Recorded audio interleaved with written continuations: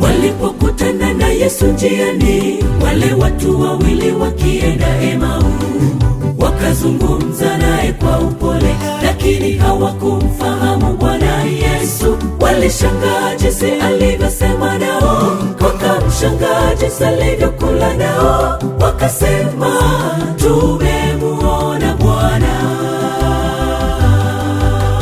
Walipokutana na Yesu njiani, wale watu wawili wakienda Emau, wakazungumza naye kwa upole, lakini hawakumfahamu Bwana Yesu. Walishangaa jinsi alivyosema nao, wakamshangaa jinsi alivyokula nao, wakasema, tumemuona Bwana.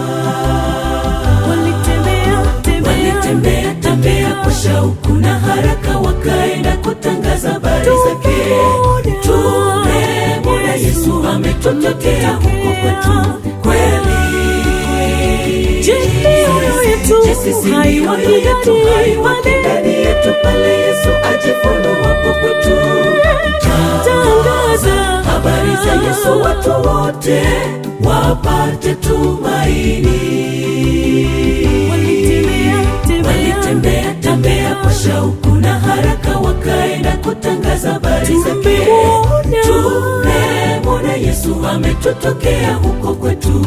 Kweli jinsi mioyo yetu haiwaki ndani yetu pale Yesu ajifunua hapo kwetu.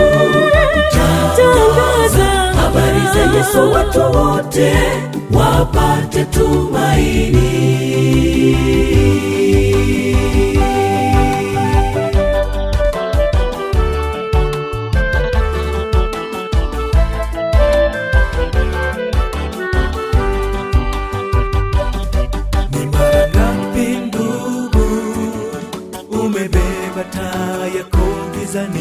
Walio gizani wapate iona nuru. Kuna watu wengi wamekosa tumaini, tena wapo wengi wamekwisha kata tamaa. Shuhudia wote wamwone Yesu. Amejifunua mara ngapi kwetu Bwana, tuwapone shida. Je, tumekumbuka kushuhudia matendo yake makuu kwetu? Kuna watu wengi wamekosa tumaini, tena wengi wamekwisha kata tamaa. Shuhudia wote wamwone Yesu.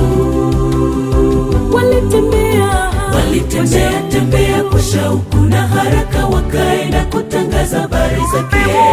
Tumemwona Yesu, ametutokea huko kwetu. Kweli jinsi mioyo yetu haiwaki ndani yetu pale Yesu ajifunua hapo kwetu. Tangaza habari za Yesu, watu wote wapate tumaini.